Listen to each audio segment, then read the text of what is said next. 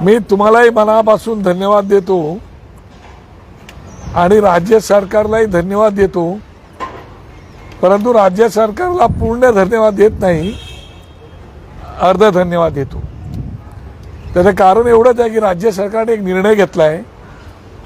तो निर्णय आहे मुंबईतील बीडीडी चाळीतील पोलिसांना घरं देण्याबद्दलचा निर्णय। निर्णय अत्यंत चांगला जरी असला तरी त्या निर्णयामध्ये काही बदल करण्याची आवश्यकता आहे आणि तो बदल मला असं वाटतं की पोलिसांच्या दृष्टीने अत्यंत आवश्यक आहे। ज्या पोलिसांनी आपल्या आयुष्यातली 25 वर्ष, 30 वर्ष, 35 वर्ष, 40 वर्ष राजकीय सेवेत घातलेली आहेत, प्रामाणिकपणाने सेवा दिलेली आहे, त्या पोलिसांच्या घराच्या बाबतीमध्ये राज्य सरकारने असाच निर्णय मुंबईतील झोपडपट्टीवाशांच्या बाबतीमध्ये घेतला होता आणि त्यावेळेला त्यांना 225 स्क्वेअर फीटचं घर नंतर 300 स्क्वेअर फीटचं घर मोफत देण्याचा निर्णय घेतला होता।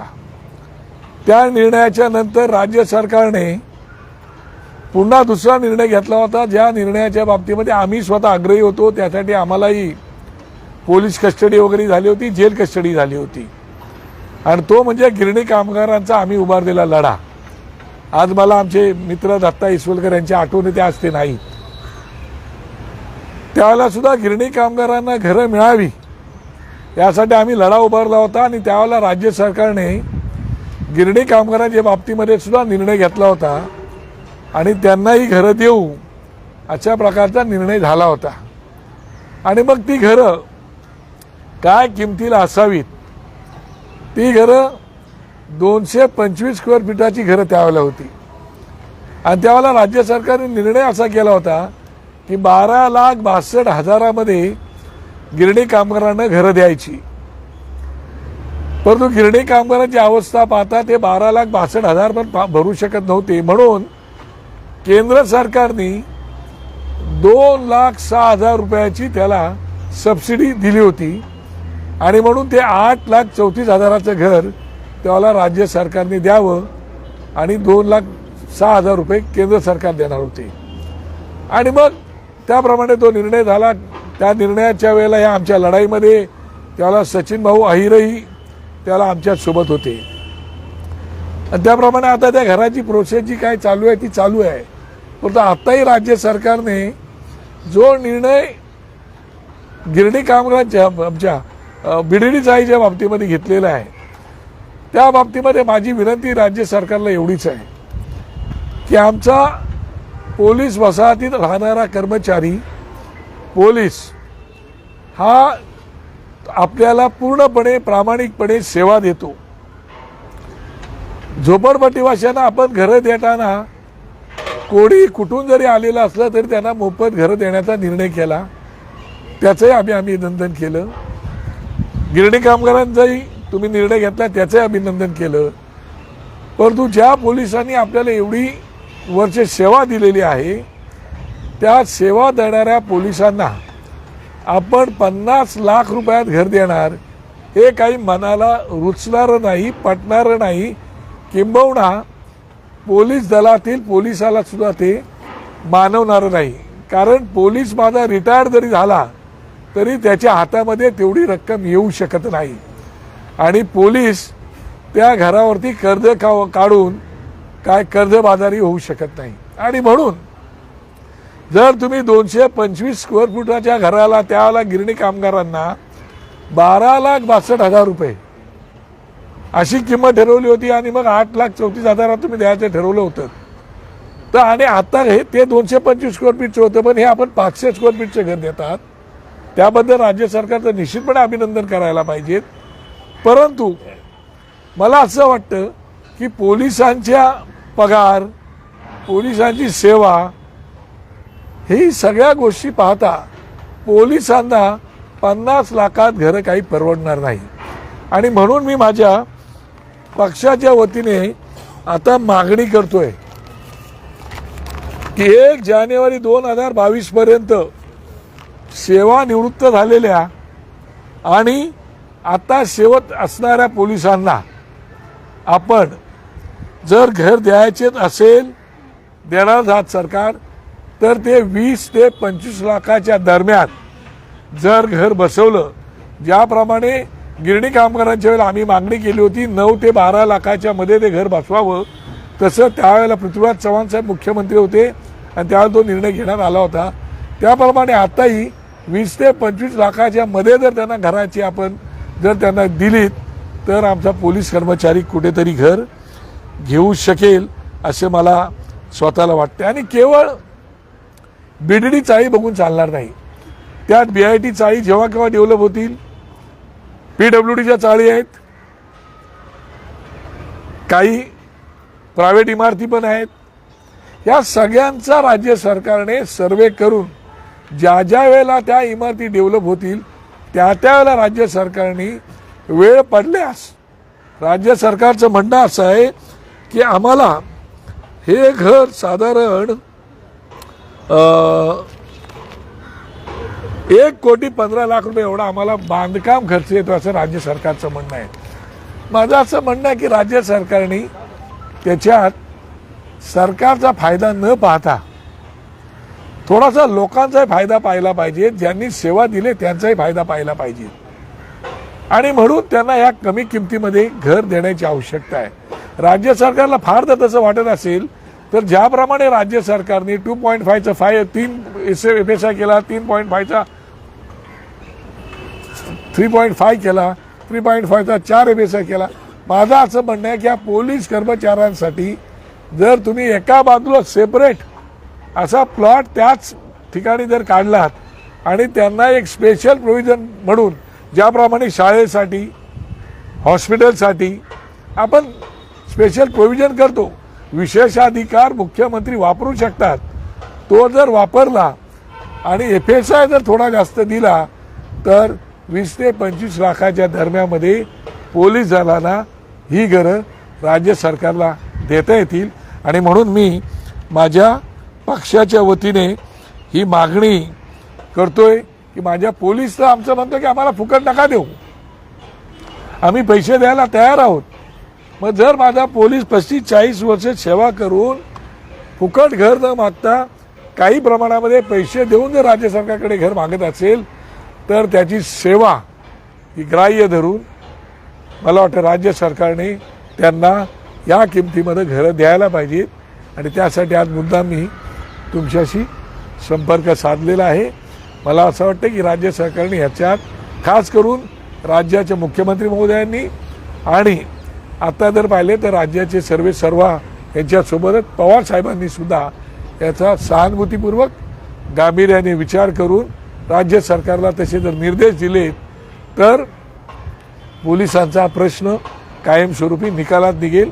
आणि ही आमची त्यांना खास करून विनंती आहे असं मला वाटतंय. गृहनिर्माण मंत्र्यांचं असं म्हणणं आहे की पहिली गोष्ट हे क्वार्टर्स आहेत, मुळात क्वार्टर्स देता येत नाहीत आणि पहिली गोष्ट देता येत नसताना सरकार माणुसकीच्या दृष्टिकोनातून ठराविक त्या वरळीतल्या पोलिसांचा विचार करत आहे आणि सरकारलाच बांधकामाचा खर्च 1 कोटीच्या वर येतोय, तर 50 लाखाच्या खाली किंमत कमी होऊ शकत नाही. मला असं वाटतं की ज्या पोलिसांनी तुम्ही ज्या वेळेला आता एकंदरीत मुंबईच्या जागेचे दर पाहता गृहनिर्माण मंत्र्यांना ते वाटणं साहजिक जरी असलं तरी सुद्धा पोलिसांची सेवा पाहता, कित्येक पोलिसांचे काय काय पोलिसांनी या राज्यासाठी केले ते पाहता, आता एवढा छोटासा गोष्ट का ते सरकारी निवासस्थान आहे वगैरे वगैरे गोष्टी, कित्येक सरकारी निवासस्थानं कोणाकोणाच्या आशीर्वादाने मालकी हक्काची झालेली आहेत काय तेही मला कल्पना आहे. आणि म्हणून मला वाटतं की राज्य सरकारने राज्य सरकारचं मन हे मोठं असलं पाहिजे, आबाळागत त्यांचं मन मोठं असलं पाहिजे. आणि मन मोठं करून राज्य सरकारने या माझ्या पोलिसांना हे कारण न सांगता घरं द्यायला पाहिजेत. आणि भविष्यात येणारे जे पोलीस आहेत त्यांच्यासाठी सुद्धा तुम्ही कॉलनीत उभ्या करा. माझं काय म्हणणं नाही, तुम्ही काय मुंबईमध्ये प्लॉट, कित्येक प्लॉट तर म्हाडाकडे आहेत, MMIDचे प्लॉट तुम्ही विकायला काढलेले आहात, म्हाडाचे प्लॉट तुम्ही विकायला काढलेले आहात. काय आता गृहनिर्माण मला वाटतं चौधरी साहेब होते ते DCP साहेब, त्यांनी सुद्धा गृहनिर्माण पोलिसांच्या गृहनिर्माणासाठी त्यांनीही प्रयत्न केलेला होता. की पोलिसांची एक वसाहत व्हावी म्हणून, पण अजूनही ते भिजत घोंगडं पडलेलं आहे. म्हणून पोलीस वसाहतीसाठी सुद्धा आपण अशा प्रकारची स्टाफ घरं बांधण्याची प्रोव्हिजन करू शकता. पण आता हा विषय निकालात काढण्याची आवश्यकता आहे असं मला वाटतं. त्याच्यामुळे केंद्र राज्य सरकारने एवढा बारीक विचार करून चालणार नाही. विद्यमान ज्या पोलीस वसाहती आहेत त्यांची पण अनेक ठिकाणी दुरावस्था आपल्याला पाहायला मिळते. वेगवेगळ्या ठिकाणी मुंबईच्या सध्याच्या अनेक वाईट अवस्थेत आहेत जिथे पोलीस राहतात आहे. नाही, खरी गोष्ट आहे. मुंबई शहरातल्या आता ह्या जुन्या आणि जीर्ण झालेल्या चाळी आहेत आणि त्यामुळे त्यांचं मेंटेनन्स हे आता त्या PWDला म्हणा की BDDला म्हणा की BIT चाळीला म्हणा परवडत नाहीत. ही गोष्ट खरी आहे आणि त्याच्यामुळे लाखो करोडो रुपयाचा खर्च सरकारचा सुद्धा त्या गोष्टीवरती होतोय आणि त्याच्यामुळे सरकार पण त्यांच्याकडून जे काय भाड्यापोटी वगैरे वगैरे घेतं, त्यांच्या पगारातून कापतं किंवा भाड्यापोटी घेतं, त्यामुळे सरकारला तेही परवडत नाही. पण माझं म्हणणं की त्याच्यावरती कधीतरी कुठला तरी निर्णय घेण्याची आवश्यकता आहे की नाही. सरकार म्हणून त्याच्यावरती सरकारने निर्णय घेण्याची आवश्यकता आहे. जर आमदारांना खासदारांना आपण घर द्यायला प्लॉट देतोच ना, न्यायमूर्तींना देतो, तुमच्या प्रशासकीय अधिकाऱ्यांना देतो, IPS ऑफिसर असतील, IAS ऑफिसर असतील, देतोच ना आपण.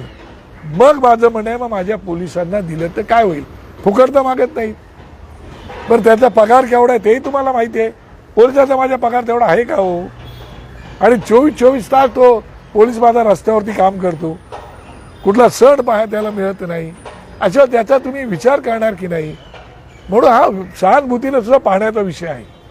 समजा हा निर्णय झाला तर इतरही पोलीस वसाहतीतील पोलीस असतील किंवा सरकारी कर्मचारी असतील ते अशाच पद्धतीने क्वार्टर्स आम्हालाच मिळावे, कायमस्वरूपी मिळावे किंवा मालकी हक्काचे मिळावे, कमी दरात मिळावे असा एक मुद्दा उपस्थित होतो. 100% मुद्दा उपस्थित होऊ शकतो. तो त्याविषयी माझं काय म्हणणं नाही. परंतु सरकारी कर्मचाऱ्यांच्या बाबतीमध्ये आपल्याला विचार कुठेतरी करायलाच पाहिजे. सरकार आता गव्हर्नमेंट कॉलनी आहे, गव्हर्नमेंट कॉलनी मी तुम्हाला म्हणालो ना की गव्हर्नमेंट कॉलनी आहे, तर त्याच्यामध्ये तुम्ही आता गव्हर्नमेंट कॉलनीचा विषय पेंडिंग आहे. आता BDD चाळी आहेत, आता BDD चाळी नामजोशी मार्गाला आहेत, तुमच्या वरळीला आहेत, शिवडीला आहेत, नायगावला आहेत. आता सगळा प्लॉट काही होणार नाही. तुम्हाला बाकी क्वार्टर्स बांधायला पण मिळू शकतात ना येणाऱ्या लोकांसाठी. पण आता हा विषय तुम्हाला मार्गाला लावायला पाहिजे. नांदगावकर साहेब, मनसे नेते संदीप देशपांडे आणि संतोष जोशी यांना अटकपूर्व जामीन मंजूर झाला आहे. एकंदरीत दिलासा देणारी गोष्ट आहे, काय सांगा. निश्चितपणे, कारण आता त्यांना अटकपूर्व जामीन झालेला आहे आणि त्याप्रमाणे ते आता आलेले आहेत. आता त्यांना बाकी अटी शर्ती काय असतील ते असेल गोष्ट वेगळी. पण ज्या पद्धतीने सरकार त्याच्या मागे लागलं होतं ते पाहता थोडासा ती अडचणच होती. पण ठीक आहे, आता कोर्टाने न्याय दिलेला आहे. नांदगावकरजी, पुण्यामध्ये राज ठाकरे गेलेले आहेत, कसा त्यांचा दौरा असणार आहे, त्यांची पुण्यातली सभा नेमकी कशी असणार आहे. मला वाटतं की राजसाहेब कालच पुण्याहून मुंबईत परत आलेले आहेत आणि त्याच्यामुळे आता मला वाटतं उद्याकडे परत करायची ते जातील. काल ते आले होते आणि आता जी 21 तारखेला आम्ही सभा घेण्याचा निर्णय आमचा झाला होता तो निर्णय आता आम्ही रद्दबादल केलेला आहे. कारण एकंदरीत वातावरण जर तुम्ही पाहिलं, हवामान तज्ज्ञांचा किंवा हवामानाचा अंदाज जर घेतलात तर पाऊस कोणत्याही क्षणाला कोसळू शकतो अशी परिस्थिती आहे. आणि म्हणून आम्ही SP कॉलेजची पाहत होतो, आम्ही नदीपात्र पाहत होतो, त्याप्रमाणे आम्ही परवानगी मागितली होती आणि राज्य सरकारच्या गृहमंत्र्यांनी सांगितलं होतं की आम्हाला परवानगी द्यायला काही अडचण नाही. परंतु एकंदरीत हे वातावरण पाहता पावसात सभा घेऊन लोकांना त्या चिखलात बसायला लावण्यापेक्षा, पावसात बसायला लावण्यापेक्षा आपण एखादा बंद हॉल जर घेतला तर बरं पडेल. मग आता पुण्यात कुठला बंद हॉल मोठा आहे तर तो गणेश कला केंद्र हा एकच हॉल मोठा आहे आणि म्हणून ती 21 तारखेची सभा आम्ही रद्द करून आता गणेश कला क्रीडा जो आहे तिथे मला वाटते सोमवारी 22 तारखेला ती मीटिंग आम्ही लावलेली आहे. पण त्या ठिकाणी सभा होणार आहे की कार्यकर्त्यांचा मेळावा असणार. ते कार्यकर्त्यांचा मेळावा असं नाही, सभा म्हणजे आता जी काही लोक येतील, महाराष्ट्र सैनिक येतील, इतर कोणाला यायचं आहे त्याला आता लिमिटेशन्स आहेत. त्याचं कारण असं की तो एवढा फार मोठा ते नाही आहे. पण बाहेर आम्ही काय स्क्रीन वगैरे लावून जर काही व्यवस्था करता आली मागच्या वेळेसाठी तर करण्याचा प्रयत्न करू. आणि लोकांमध्ये उत्सुकता आहे की साहेब आता काय बोलणार वगैरे वगैरे, त्याच्यामुळे ती सभा सकाळी 10 वाजता आहे. शिवसेनेच्या सभेमध्ये उद्धव ठाकरे यांनी ज्या पद्धतीची टीका राज ठाकरे यांच्यावरती केली होती मुन्नाभाई असा त्यांचा उल्लेख देखील केला होता. आता कुठे ना कुठे या सभेतून राज ठाकरे उद्धव ठाकरेंना उत्तर देतील. आता ते काय उत्तर देतील ते मला माहिती नाही, कारण का ही उत्तराची सभा नाही आहे हो. त्यांना त्यांचा जो काही विचार आहे तो विचार त्यांना मांडायचा आहे. आता सभा राज ठाकरेंनी सुरुवात केली, मागोमाग लोकांनी पत्रकार परिषदा घ्यायला सुरुवात केली, पाठोपाठ ताबडतोब मीटिंग त्यांनी जाहीर सभा घ्यायला सुरुवात केली आणि म्हणून ते सभा घेतात म्हणून आम्ही घेत नाही आहोत. सभा तर आम्ही सुरुवात केलीच होती. आम्हाला आमच्याही पक्षाच्या दृष्टिकोनातून काय महत्त्वाचं आहे, त्यात बरेचसे विषय आहेत, त्याच्यामुळे साहेब ती सभा घेणार आहे. त्याच्यात त्यांचे काय जे विचार आहेत ते तुम्ही ऐकालच. अयोध्या दौऱ्याला अवघे काही दिवस राहिलेले आहेत, मात्र भाजप खासदार ते तीव्र विरोध करताना पाहायला मिळतात. त्यांची जे समजूत काढतात मग कांचन गिरी असतील ज्यांनी राज ठाकरेंची भेट घेतली त्यांचंही ते ऐकत नाहीत. कांचन गिरींनी आता हा विषय उत्तर प्रदेशात चालू आहे, मी महाराष्ट्रात बोलतोय. आता मला तुम्ही सांगा, आता उत्तर प्रदेशला काय चालू आहे त्याच्याविषयी मी इथं काय भाष्य करणार. तरी पण मला वाटतं की साहेब त्या दिवशी या विषयावरती निश्चितपणे बोलतील अशी माझी खात्री आहे. संजय राऊत म्हणतात ब्रिजभूषण जे भाजपचे खासदार आहेत ते लढवई आहेत, त्यांना मी चांगला ओळखतो. हो मग राज ठाकरेंनी पूर्वीची भूमिका का सोडली हे माहित नाही. आता ते नाही, हिंदुत्ववादी मला असं वाटतं की राऊत साहेबांनी सुद्धा आपापल्या भूमिका कशा बदलल्या ते जगाला माहिती आहे. त्याच्यामुळे त्या विषयात जाणं उचित नाही. त्याच्यावरती साहेबच बोललेलं उचित, त्याच्यामुळे मी काय त्या विषयावरती बोलत नाही. दुसरा एक प्रश्न असा की ब्रिजभूषण सिंग एकेकडे उत्तर प्रदेशमध्ये विरोध करतात, दुसरीकडे भाजपचाच एक प्रवक्ता मुंबई प्रदेशचा तो पण मध्यंतरी त्याने सुद्धा विरोध त्याच पद्धतीचा दर्शवला होता. अर्थातच भाजपने त्याला त्या भूमिकेशी ते सहमत नाही आहे भाजप, मात्र तरीसुद्धा विरोध तिकडे पण आणि मुंबईमध्ये पण. तुमच्या माहितीसाठी सांगतो की बरेचसे मुंबईतले उत्तर भारतीय बांधव आहेत जे साहेबांना भेटू इच्छितात. काल परवा माझ्या ऑफिसला सनातनचे सुरजित सिंग आले होते. त्यांनी तर एबीपी माझावाला कोण आला असेल त्याच्यासमोरच मुलाखत घेऊन त्या दिवशी सांगितलं की आम्ही उत्तर प्रदेशला साहेबांचं स्वागत करू आणि आम्ही 50,000 लाख लोक आम्ही सनातनची सगळी घेऊन येऊ. ते राष्ट्रीय काहीतरी अध्यक्ष होते. त्याच्यामुळे संपूर्ण उत्तर प्रदेश असो किंवा बिहार असो किंवा मध्य प्रदेश असो तिकडून प्रचंड प्रमाणामध्ये आम्हाला फोन येतात की साहेबांनी उत्तर प्रदेशला यावं, आम्ही श्रीरामाचं दर्शन करायला, आम्ही त्यांचं स्वागत करायला तयार आहोत. अशा प्रकारची भूमिका त्यांच्याकडून येते आणि त्याच्यामुळे मला असं वाटतं की आता याच्यावरती काय करायचं नेमकं ते साहेब ठरवतील. परंतु एकंदरीत केवळ तुम्ही एक माणसाने विरोध केला याचा अर्थ अख्ख्या उत्तर प्रदेशचा विरोध आहे का, अख्ख्या उत्तर भारताचा विरोध आहे का, असं नसतं ना. मग मी तुम्हाला यादी देईन कोण कोण आम्हाला फोन करतायत, कोण काय बोलतायत ते. पण तो विषय नाही आहे. तो साहेब जर त्या विषयावर बोलणार असेल तर मी त्याच्यावर बोलणं उचित नाही. दुसरं त्याला जोडून सर फक्त असं की कारण का भाजप जे आहे भाजप या सर्व जे काही नेते आहेत त्यांच्या भूमिकेशी ते डिनाय करतात किंवा सहमत होत नाही. ती एक छोटीशी दिलासादायक बाब आहे का मनसेसाठी अयोध्या दौऱ्याच्या निमित्त? नाही, आता भाजपने काय भूमिका घ्यावी हा त्यांचा विषय आहे. आमची भूमिका आम्ही जाहीर केलेली आहे की आम्हाला रामाचं दर्शन घ्यायला जायचे. पण आज चालू आहे, गेले वर्षभर आमचं चालू आहे. पण काही ना काही अडचणी आल्यामुळे श्रीराम प्रभूंचं दर्शन घ्यायला जायला आम्हाला वेळ लागत गेला. नाही तर आम्ही केव्हाच निघालो होतो, हे तुम्हालाही माहिती आहे. आता बीजेपीने त्यांच्यात काय करायचा त्यांचा विषय, मी त्याच्यावर भाष्य करणं काही उचित वाटत नाही. नांदगावकर साहेब, अभिनेत्री आणि शिवसेना नेत्या दीपाली सय्यद यांनी मनसे पक्ष फक्त 2 तालुक्यात असणारा पक्ष अशी टीका केली आहे. दुसरं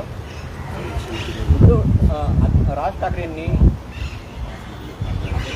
आदित्य ठाकरेंना विनंती करावी की त्यांनी सोबत जावं अयोध्येला अशी टीका केली आहे. मला असं वाटतं त्या दीपालीताई खूप मोठ्या आहेत.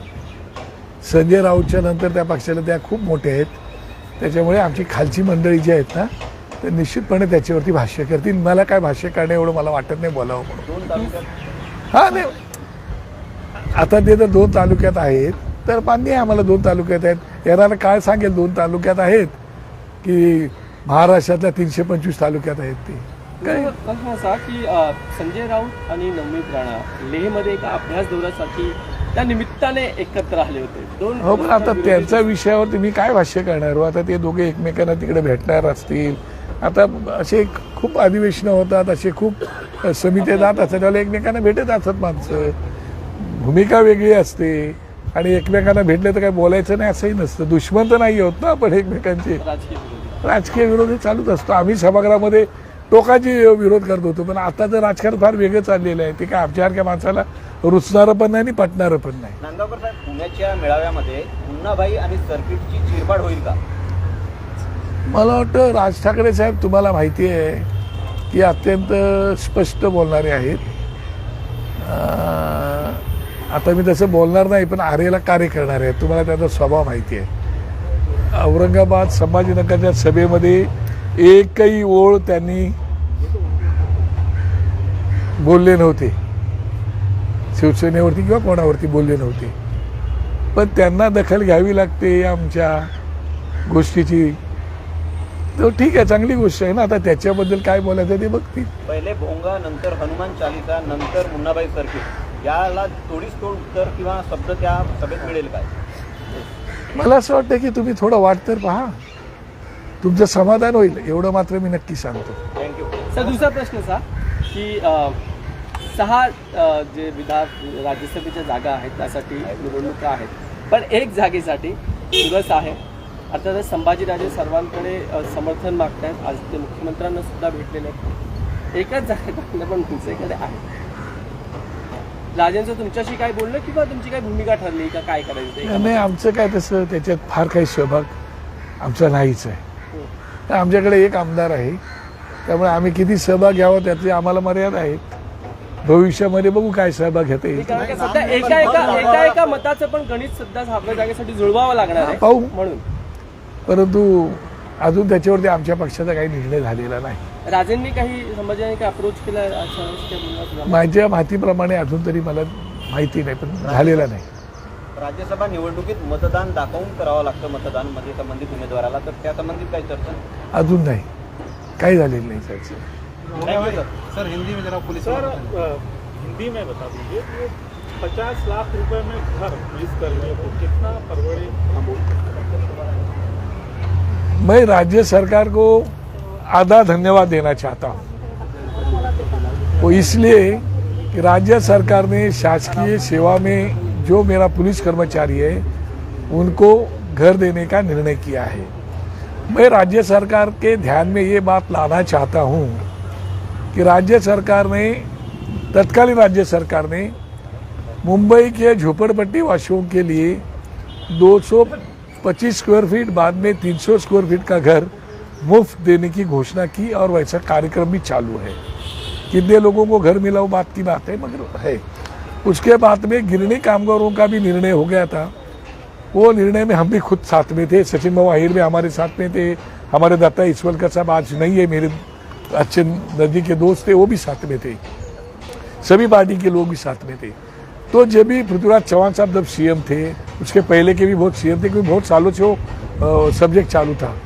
तो जब भी गिरणी कामगारों को 12,62,000 में घर देने का निर्णय किया था और उसमें केंद्र सरकार ने 2,06,000 रुपये सब्सिडी देने का निर्णय किया था, तो वो 8,34,000 में उनको घर मिलने वाला था 225 स्क्वायर फीट का. यानी झोपड़पट्टी वालों को मुफ्त, गिरणी कामगारों को 8,34,000 में. तो मेरा कहना यह है, जो सरकार की सेवा कई सालों से करते आए हैं, रात दिन घरदार छोड़ के, जो हमारे त्यौहार आते हैं त्यौहार छोड़ के, जो पुलिस कर्मचारी 25-25, 30-30, 40-40 साल सेवा करते हैं, उनको 50 लाख में अगर घर मिलने वाला है तो उनको परवड़ने वाला नहीं है. क्योंकि उनका एक तो पगार, वो रिटायर्ड होंगे तो उनके हाथ में कितना पैसा आएगा वो सरकार भी जानती है, पुलिस भी जानती है. और उसके बाद इतना घर लेने के लिए उनके पास पैसा भी नहीं, ना कब्जा कर सकते. इसलिए मेरी पार्टी की तरफ से मांग है, हमारी पार्टी की तरफ से, कि वो घर उनको 20-25 लाख में देना चाहिए. अगर 225 का घर 12-12.5 लाख के अंदर आप दे रहे थे, तो 500 स्क्वायर फीट का घर 20-25 लाख के अगर देंगे तो हम हमारी पार्टी की तरफ से सरकार का पूरा अभिनंदन करेंगे. ना केवल बीडीडी चौल, उसमें बीआईटी चौल भी है. जब बीआईटी चौल डेवलप होगी तो वहां के भी घरों का विचार पुलिस के करना चाहिए. उसके साथ पीडब्ल्यूडी की इमारतें है और कोई इमारतें, उनका भी विचार करना चाहिए. और 2 जनवरी 2022 तक जो कर्मचारी सेवानिवृत्त हुआ है उसको भी लेना चाहिए, और अभी जो सेवा में है कंटिन्यू उनको भी उसमें शामिल करना चाहिए। हमारी पार्टी की मांग है। औरंगाबाद शहर का नाम बदलना चाहिए, ऐसी डिमांड की जा रही है, लेकिन एयरपोर्ट की मांग शिवसेना कर रही है कि एयरपोर्ट का नाम बदलना चाहिए, संभाजी नगर करना चाहिए। मुझे कांग्रेस इसी की आपत्ति जता रही है, बदलना है तो ये मुझे लगता है कि 1988 में माननीय बाला साहब जी ने ये घोषणा संभाजी नगर में, जहाँ पे अभी परसों हमारी मीटिंग हो गई, जहाँ पे अभी उद्धव साहब की मीटिंग होने वाले, उसी मैदान में घोषणा की थी कि इस शहर का नाम संभाजी नगर, पर आज तक वो हुआ नहीं। उसके बाद सरकार ने, शिवसेना ने भी घोषणा की थी इसका नाम संभाजी नगर होना चाहिए, अभी तक नहीं हुआ है। मुझे पता नहीं वो किसको खुश रखना चाहते हैं। मुझे लगता है कि उसका संभाजी नगर नाम तुरंत होना चाहिए। जो संभाजी महाराज का वध जिन्होंने किया औरंगजेब ने, उनका नाम औरंगाबाद क्यों चाहिए, ये समझ में नहीं आ रहा है। मुझे लगता है कि संभाजी नगर ये नामकरण तुरंत होना चाहिए, हमारी मांग है। महाविकास आघाड़ी में मतभेद आ रहे इस नाम को लेकर। नहीं, भले मतभेद भी हो गए तो भी कुछ कुछ बातें मतभेद के आगे है, वो सोच के करना चाहिए। और ठाकरे सरकार है, जब कोई काम अच्छा होता है तो महाविकास आघाड़ी सरकार, कोई ढंग का काम नहीं होता तो ठाकरे सरकार। मुझे लगता है कि ठाकरे सरकार ने भी दिखाना चाहिए और संभाजी नगर करना चाहिए। औरंगजेब की कब्र कल शाम से बंद कर दी गई है, लोग नहीं जा सकते। ये तो बड़ी शर्म की बात है। जिस औरंगजेब ने शिवाजी महाराज का विचार खत्म करने के लिए पूरी जिंदगी गंवाई, जिस औरंगजेब ने संभाजी महाराज का हलाल करके वध किया, उसको जो गाड़ा है, उसकी जो कब्र है, उसको पुलिस प्रोटेक्शन देना, ये तो शर्म से भी बड़ी घृणा वाली बात है। कोई जरूरत नहीं है वो देने की, बल्कि वो पूरी निकलनी चाहिए उधर से। किसके लिए, जरूरत क्या है वहां उनकी कब्र रखने की, और वहां पे जाके लोग कब्र पे फूल बहाते, उसके ऊपर कोई कार्रवाई नहीं। हमने हनुमान चालीसा लगाने के लिए भोंगे की परवानगी मांग ली तो हमारे 25-30 हजार कार्यकर्ताओं को तड़ीपारी, जेल, घर के बाहर जाओ, पुलिस 3-4 बार रात को बेरात को घर पे आए, मेरे को 3 नोटिस दिया। ये समझ में नहीं आ रहा है। इस देश में, इस राज्य में हनुमान चालीसा को बंदी, और औरंगजेब के कब्रिस्तान को सिक्योरिटी। वाह रे सरकार, कितनी अच्छी सरकार है। उसका जवाब सरकार को लोग देंगे और लोग करारा जवाब देंगे। सरकार का कहना है कि कानून व्यवस्था की स्थिति निर्माण हो चुकी है, इस कारण आज दिनों के लिए बंद रखी गई है उसकी कब्र। क्या कानून व्यवस्था क्या खराब हो चुकी है? अगर कानून की व्यवस्था अगर खराब हो चुकी है तो जो कानून तोड़ेगा उसके ऊपर तो कार्रवाई कर रहे हैं ना। हमें तो बिना पूछे, यानी हमने कुछ किया नहीं तो भी हमें तो नोटिस भेजा ना आपने।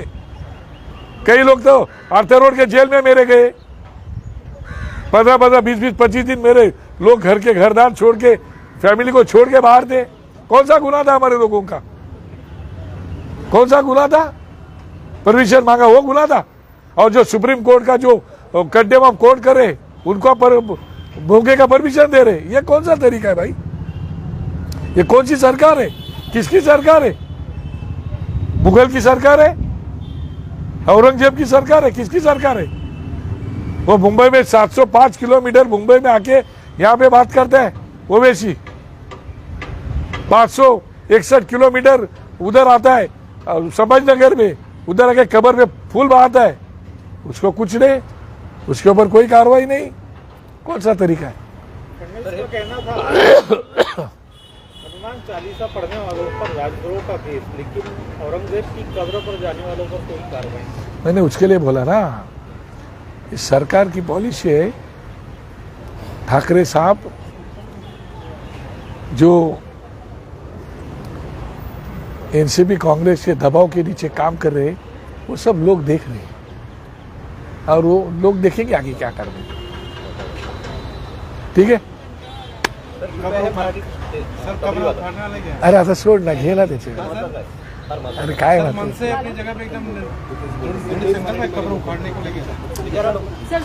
तो उसमें सोचे नाही. सर फक्त एक प्रश्न मराठीमध्ये शेवटचा की औरंगजेबच्या कबरीला पोलिसांचं संरक्षण नाही, अत्यंत चुकीची आहे हो ही. म्हणजे लाज वाटण्यासारखा प्रकार आहे, शर्मिंदा होण्यासारखा प्रकार आहे.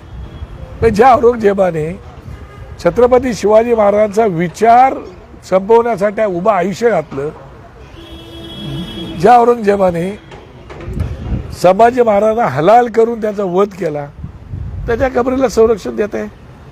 आणि आम्ही परत बोलणार की आम्ही हिंदू, आम्ही हिंदवी स्वराज्याची माणसं, हे तर फारच विरोधाभास आहे. मला असं वाटतं की हे कोणाच्या दबावाखाली आपण करतोय, कोणाच्या मताच्या लाचारीसाठी आपण करतोय मला माहिती नाही. पण लोक काय आता आंधळी नाहीत आणि भैरी पण नाहीत. लोक योग्य वेळेला योग्य निर्णय घेतात. जो मुंबई के 9 सीटें बड़ी हैं उसको लेकर जो वार्ड बड़े हैं 9 वार्ड मुंबई महानगर पालिका में, उसको लेकर बीजेपी कोर्ट जाने का मन बना रही है कि उनका एलिगेशन है कि शिवसेना ने जितने वार्ड बढ़ाए वो अपने ध्यान में रख के बढ़ा, उनको फायदा होगा. अभी तक उसके बारे में हमने सोचा नहीं.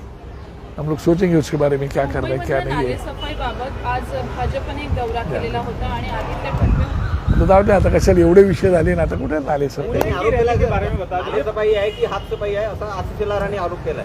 मला असं वाटतं की या राज्याचं बघा, मुंबई महानगरपालिकेचं बजेट आज जवळजवळ आता 40,000 कोटीपर्यंत गेलेलं आहे.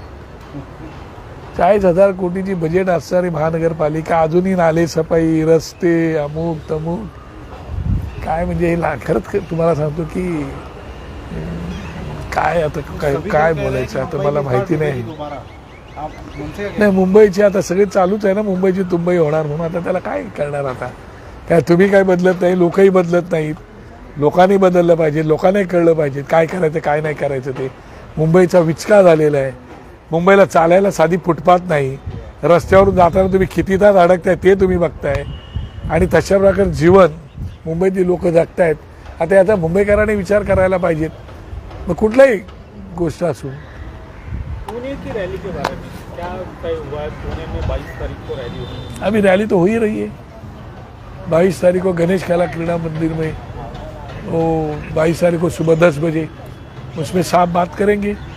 जो भी उनको कहना है वो आप सुनने को आइएगा. जो अयोध्या में जाने को लेकर बात की जा रही है, इसका कॉल आया था, समर्थन भी बड़े. ना बहुत सारे लोग समर्थन भी करे. एक ब्रजभूषण साहब जो हमारे हैं वो हमें विरोध करे, कोई बात नहीं. और बहुत सारे लोग हैं जो समर्थन दे रहे. उसमें यूपी से है, बिहार से है, मध्य प्रदेश से है, मुंबई से है. हर जगह से लोगों का समर्थन आ रहा है. हल्की साहब को मिलने के लिए भी मांग हो रही है. और अभी साहब परसों बात करेंगे, उसके बाद में तय करेंगे क्या करना है. लेकिन बीजेपी सांसद विरोध कर रहे हैं तो इसके लिए कुछ बीजेपी नेतृत्व को कहा है आपकी तरफ से, पार्टी की तरफ से? जरूरत मुझे नहीं लग रही है. उनको भी दिख रहा है, उनको भी दिख रहा है कि ये क्यों हो रहा है विरोध. हमने कौन सी राजनीति करने हम जा रहे थे. हम तो 1 साल पहले राम मंदिर का दर्शन लेने जाने का सोचा था. तब तो इलेक्शन नहीं था कोई, और आगे गया. उसको क्या कर सकते हैं. साहब ने सीधी चुनौती दी है यूपी, बिहार, झारखंड, इसमें अगर पैर भी रखेंगे तो हम कोई बात नहीं. उनको उनकी चुनौती वो क्या जवाब देना है, आने वाला काल ही उत्तर देगा उसका. राज साहब की सिक्योरिटी का ही मामला है तो यहाँ से किस तरह कुछ पत्र होते हैं. सिक्योरिटी तो उनको मिलती ही है, कोई प्रॉब्लम नहीं. हमने तो मांग की है और सिक्योरिटी उनको मिलेगी, मुझे दिक्कत नहीं है. Thank you sir. थँक्यू.